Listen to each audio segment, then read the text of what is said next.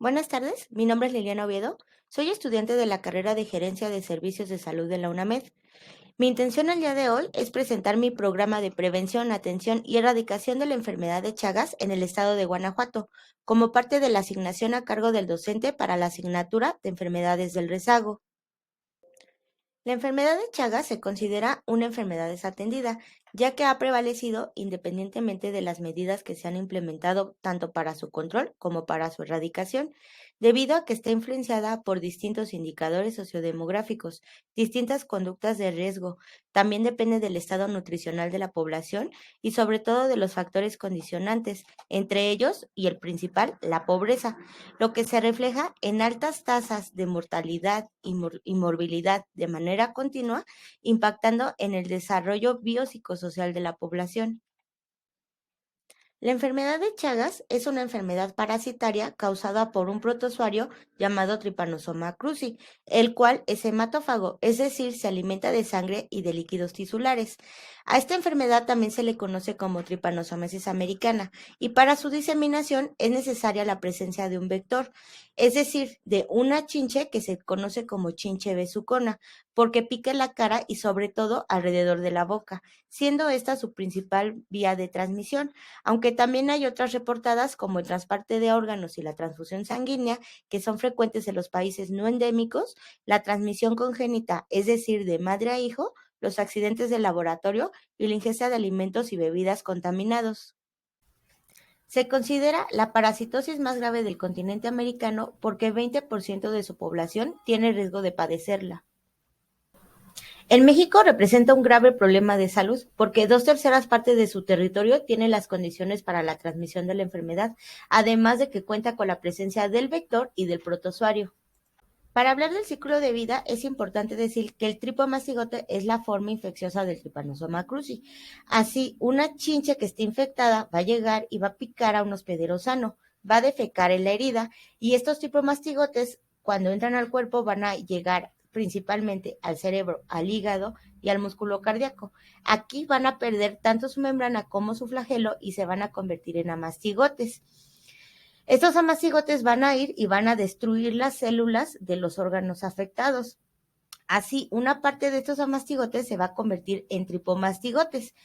los cuales algunos se van a quedar en las células llamadas adipocitos, que son células del tejido graso, para quedarse ahí y reactivar la infección u originar casos crónicos de la infección. Y otros tripomastigotes, cuando llegue una chinche que no esté infectada, va a llegar a alimentarse del hospedero y van a introducirse en la chinche.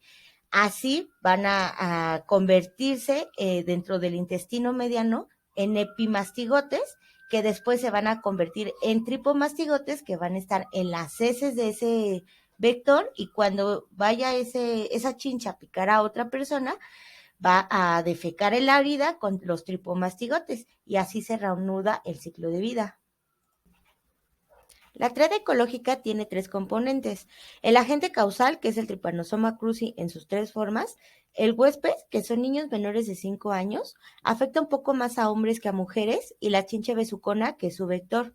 Y el ambiente, generalmente se encuentra en zonas con climas tropicales y en zonas rurales que tienen pobreza, ya que un factor principal para la chinche besucona es que las viviendas cuenten con piso de tierra, con techos y completos y con paredes con grietas o con hoyos.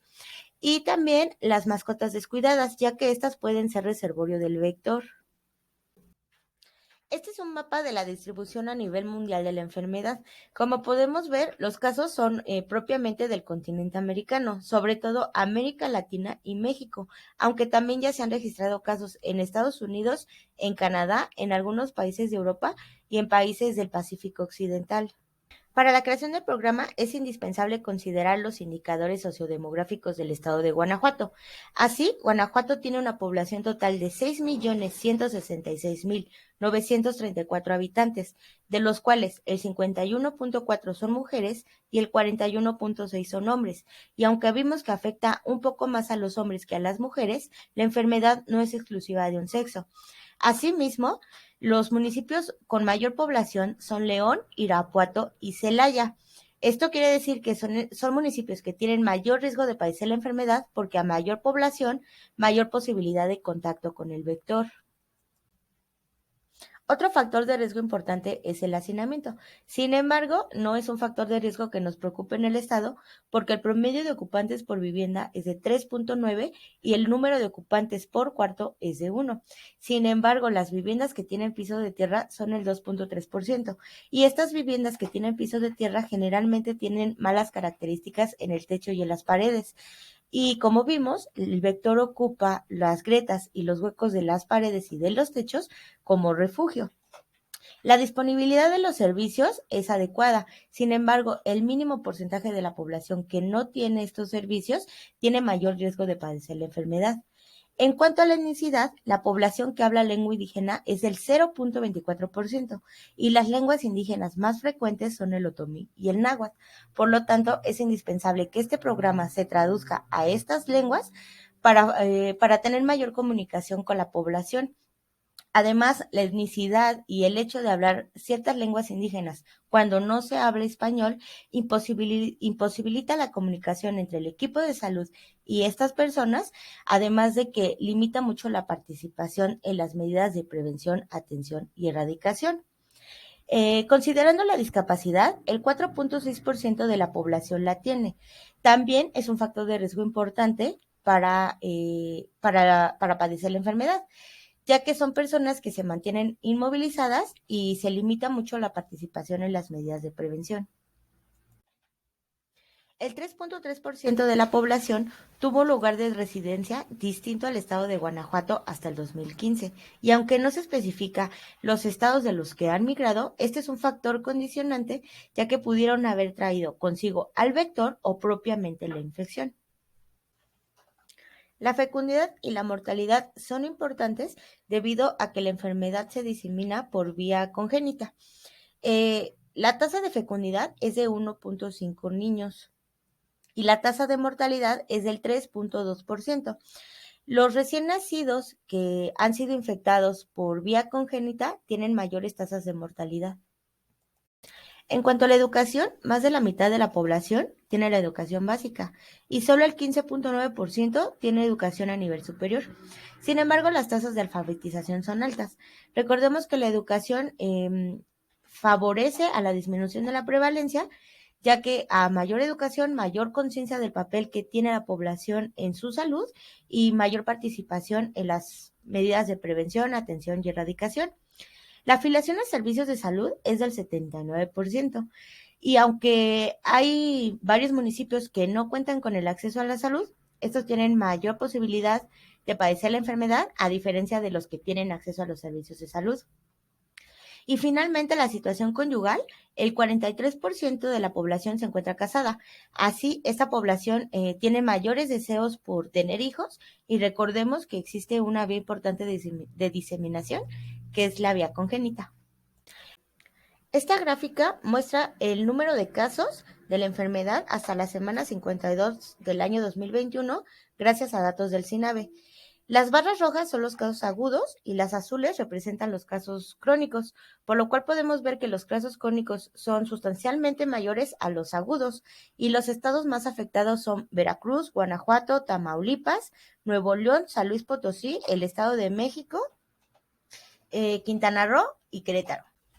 Como propuestas de prevención, propongo mejorar las viviendas mediante programas económicos que sean creados y gestionados por las autoridades para modificar los pisos de tierra por pisos de cemento, los techos incompletos por techos completos y realizar el encalado de las paredes. Además de crear espacios fuera de la vivienda que sean exclusivos para la colocación de cualquier objeto y material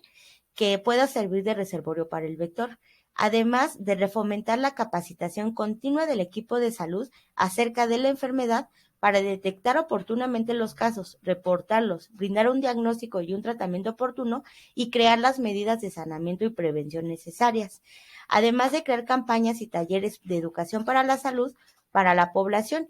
donde se informe acerca de su prevención, su diagnóstico, su tratamiento, sus complicaciones, y se fomente su participación, creando conciencia del papel que juegan en la atención de estas medidas. Realizar un control químico del vector en los lugares donde se han detectado casos positivos y en todos los lugares en las localidades que son endémicas antes de la época de lluvias. Además de vigilar a todas las pacientes embarazadas y motivarlas para llevar a cabo su control prenatal, para realizar una historia clínica completa y detectar factores de riesgo. Así, ante la detección de algún factor de riesgo, es importante realizar un tamizaje serológico. Realizar serologías a todos los menores de 5 años que habitan en zonas endémicas y reforzar las medidas de vigilancia en los bancos de sangre para realizar el tamizaje de la enfermedad. Además, si se detecta un caso positivo, es necesario verificar que se lleve a cabo el tratamiento, se realicen las medidas de prevención. Solicitar apoyo de las autoridades, tanto a nivel municipal como estatal, para llevar a cabo campañas de deschatarrización periódicamente y crear barreras físicas para evitar la entrada del vector a mercados, escuelas, a los hogares, a los parques, etcétera. Y por supuesto fomentar las medidas de saneamiento, como son la eliminación de los montones de basura tanto dentro como fuera de los domicilios, porque estos pueden servir de criaderos para los animales reservorios, como los perros, los gatos, los ratones, los tlacuaches, los murciélagos. Además de crear campañas periódicas de desparasitación para las mascotas, resanar los hoyos y grietas de las paredes y de los techos, lavar muy bien con agua y con jabón los alimentos o bien desinfectarlos y mantener los patios y la vivienda limpia, moviendo los muebles, sacudiendo la cama, lavando la ropa de cama, evitando que entren animales de criadero o mascotas al hogar y eliminando cualquier objeto que pueda servir de reservorio para el vector y colocando mallas de mosquitero, tanto en las ventanas como en las puertas, y colocando pabellones de mosquitero, sobre todo las camas de las embarazadas y de los menores de 5 años de edad. Como medidas de atención propongo capacitar de manera constante al equipo de salud para reconocer de manera oportuna los cuadros clínicos, tanto agudos como crónicos, y enseñarles a dónde se van a referir para solicitar las pruebas de diagnóstico necesarias, otorgar el tratamiento y el seguimiento adecuado, además como las medidas que se deben de crear para evitar la diseminación del vector. Crear instituciones de salud en las zonas más vulnerables para que tengan acceso a los servicios de salud, al tratamiento y al diagnóstico oportuno de la enfermedad, o bien crear redes comunitarias y crear grupos de promotores de salud para que puedan detectar de manera oportuna los casos sospechosos y reportarlos a las autoridades sanitarias. También realizar el seguimiento por ultrasonido a toda paciente sospechosa. Realizar el tamizaje a todo paciente que sea sospechoso. En caso de que resulte positivo, es necesario brindar el tratamiento adecuado. Claro, primeramente se hace un examen médico con apoyo de estudios de laboratorio y se informa al paciente sobre los efectos adversos que puede tener el tratamiento. Además, es indispensable brindar el seguimiento adecuado para el cumplimiento del tratamiento, como para vigilar que los casos agudos no se conviertan en casos crónicos. Realizar el seguimiento anual en todos los pacientes confirmados y hasta por 10 años en los pacientes que tienen casos crónicos, además de realizar el seguimiento y la vigilancia de las reacciones adversas y ante la presencia de algún síntoma que indique que el caso se está convirtiendo en un caso crónico, realizar los estudios de laboratorio completos y referirlo al hospital, además de controlar las citas de seguimiento y cuando un paciente no asiste a alguna de ellas, acudir a buscarlo para reincorporarlo al tratamiento. Como medidas de erradicación, propongo actualizar de manera constante el catálogo de distribución del vector para así identificar las localidades en el estado que son más afectadas y priorizar las medidas en esos lugares, además de realizar serologías a todos los menores de 5 años, mejorar las condiciones de vivienda y crear espacios especiales para todos los objetos que puedan servir de reservorio para el vector, además de crear y reforzar los corrales para los animales de cría y evitar así la entrada al hogar. Crear campañas de manera continua para implementar las medidas de saneamiento antes mencionadas, estimular a la población a que recolecte las chichis que son encontradas para mandarlas a su identificación y realizar el control químico adecuado en las zonas donde se identificó el vector, además de realizar de manera oportuna y correcta los estudios epidemiológicos de caso para evitar la diseminación de la enfermedad.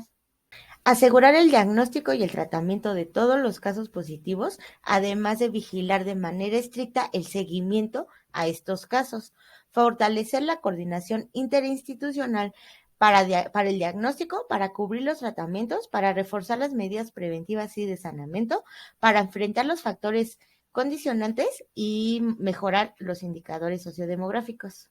El Programa de Acción Específico, Prevención y Control de la Enfermedad de Chagas 2013-2018 tiene dos objetivos. El primero de ellos es controlar la transmisión vectorial intradomiciliaria. Esto mediante la realización de serologías a menores de 5 años, la actualización del listado de las áreas que tienen presencia de chinches besuconas, el mejoramiento de las viviendas y el control químico del vector.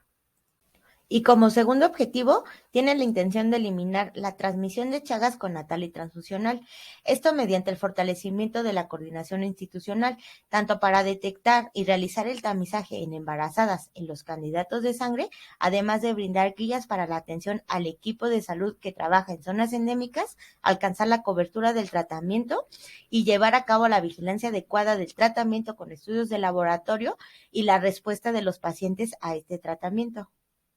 Como propuestas de acción para reforzar y para complementar el programa de acción específico en cuanto a las conductas de riesgo, propongo crear actividades recreativas y deportivas de manera gratuita para toda la población y fomentar las relaciones sociales sanas y mejorar el estado de salud, además de crear talleres y campañas de educación para la salud que hablen sobre la prevención, la importancia, las características, las complicaciones del consumo de tabaco y alcohol, además del impacto de la vacunación en la prevención de enfermedades, la importancia de reportar los casos de violencia y crear redes sociales que fomenten la vigilancia de estas conductas de riesgo. Además de ampliar la inversión en salud para crear instituciones de salud que cuenten con todos los recursos necesarios para hacer frente a estas conductas de riesgo y realizar un diagnóstico situacional para identificar las zonas que tienen mayor índice de conductas de riesgo y priorizar las medidas de prevención y de atención en estas, además de fortalecer la participación comunitaria mediante los líderes comunitarios para capacitar a la población, identificar y reportar estas conductas de riesgo.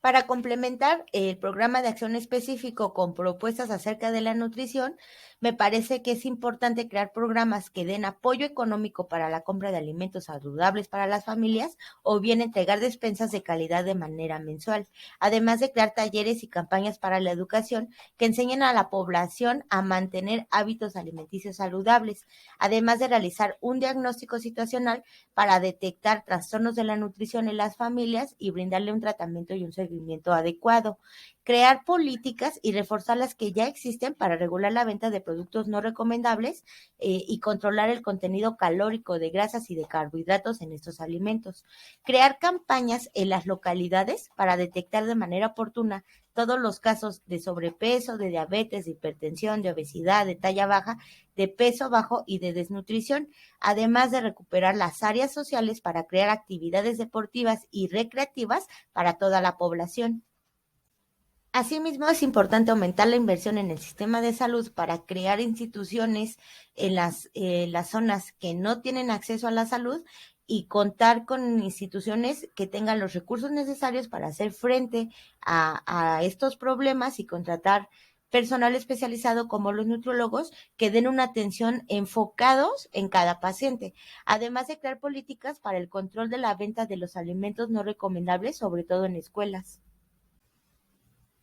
La ENSANUD reporta que en los preescolares, es decir, los niños de 1 a 4 años, 4% tiene peso bajo, talla baja tiene 13.9%, emaciación 1.5% y sobrepeso más obesidad 8.4%. Además, consumen más alimentos no recomendables que los alimentos recomendables. En cuanto a los niños de 5 a 11 años, el 19.6% de ellos tiene sobrepeso y el 18.6% tiene obesidad, así como conductas de riesgo en los niños. Tenemos que con la pandemia COVID-19 y el cierre de las escuelas, muchos niños permanecen en el hogar y sobre todo sentados, sin llevar a cabo alguna actividad física. Además, otra conducta de riesgo es no contar con los recursos económicos para la compra de alimentos saludables. En los adolescentes de 12 a 19 años, la prevalencia de sobrepeso es de 26.8% y de obesidad del 17%. Además, encontramos como conductas de riesgo el consumo de alcohol, que es mucho mayor al consumo de tabaco, la violencia y las altas tasas de conducta suicida. En cuanto a la nutrición de adultos, la prevalencia de sobrepeso y de obesidad es del 76%. Por sí sola, la obesidad tiene una prevalencia del 27.6 y de 13.4 es la prevalencia del sobrepeso. Asimismo, el porcentaje de personas que ya tienen hipertensión arterial con un diagnóstico médico es del 30.2%, mientras que la prevalencia de hipertensión arterial por hallazgo fue del 11.5 en mujeres y del 19.6% en hombres. En cuanto a la prevalencia de la diabetes diagnosticada, es del 11.1%. De la diabetes no diagnosticada, 4.6%, sumando una prevalencia total del 15.7%. Además, la incidencia de la diabetes aumenta conforme va aumentando la edad. La prevalencia de colesterol fue del 26.6% y de triglicéridos del 48.9%. Estas cifras de diabetes, hipertensión y de dislipidemias van aumentando año con año en nuestro país. Además, las conductas de riesgo son el consumo de tabaco, el consumo de alcohol, los hábitos alimenticios no adecuados con el consumo de bebidas endulzadas, donde el 86.7% de los adultos consumen estas bebidas, además de alimentos ricos en grasas. Como acciones de prevención, atención y erradicación de la enfermedad de Chagas enfocadas en las conductas de riesgo, es importante llevar un control de niño sano en los niños menores de 5 años, buscar conductas de riesgo en las familias cuando hay un caso positivo confirmado y llevar un control estricto de las conductas de riesgo, además de crear talleres y campañas que enseñen a la población la influencia que tienen estas conductas de riesgo en la enfermedad de Chagas. Es importante, antes de brindar el tratamiento, de realizar el examen médico y el interrogatorio para identificar conductas de riesgo, además de detectar enfermedades no transmisibles como la hipertensión y la diabetes que no han sido diagnosticadas. Como acciones de prevención, atención y erradicación de la enfermedad de Chagas enfocadas en la nutrición, es importante valorar el estado nutricional en los niños menores de 5 años, crear campañas de educación hacia la población para que aprendan a llevar hábitos alimenticios adecuados y también comprendan la influencia que tiene estos trastornos en el desarrollo de la enfermedad. Capacitar al personal de salud no solamente en cuestión a la enfermedad de Chagas, sino también en el diagnóstico y en el tratamiento para los trastornos de la nutrición. Además, cuando se encuentra un caso positivo confirmado, es indispensable valorar el estado nutricional tanto del paciente como de los contactos cercanos. Y finalmente, crear medidas que brinden apoyo económico o bien otorguen despensas para las familias y así mejoren su estado nutricional. Me gustaría concluir diciendo que las enfermedades desatendidas son un grave problema de salud tanto a nivel mundial como a nivel nacional, y la enfermedad de Chagas no es la excepción, por lo cual es necesario diseñar un programa integral que esté enfocado en los factores condicionantes, en los indicadores sociodemográficos, en el estado de nutrición y en las conductas de riesgo de la población para crear medidas de prevención, atención y erradicación que estén enfocadas en cada uno de estos elementos para crear medidas realmente efectivas que mejoren el estado de salud y mejoren la calidad de vida de la población. Igualmente, existen programas de prevención y de atención para la enfermedad de Chagas. Sin embargo, la mayoría de ellos solamente se enfoca en un factor condicionante que es la pobreza, dejando de lado todos los demás y mucho menos considera las conductas de riesgo, el estado nutricional o los indicadores sociodemográficos. Por eso la importancia de crear un programa integral para la atención, prevención y erradicación de la enfermedad de Chagas. Además de mejorar el estado de salud y la calidad de vida de las personas, crear un programa integral enfocado en todos estos elementos va a impactar tanto en la prevalencia como en la incidencia y en la erradicación de la enfermedad, ya que me parece que es una enfermedad que realmente se puede erradicar, solamente hay que enfocarnos más en crear medidas para la erradicación, no solamente para la atención o para la prevención. Asimismo, Más allá de crear el programa, es importante llevar a cabo un seguimiento y evaluar los resultados para valorar su efectividad y así identificar las áreas de oportunidad, crear nuevas medidas, priorizar unas sobre otras o readaptarlas conforme a las necesidades de la población. Esto es todo. Muchísimas gracias.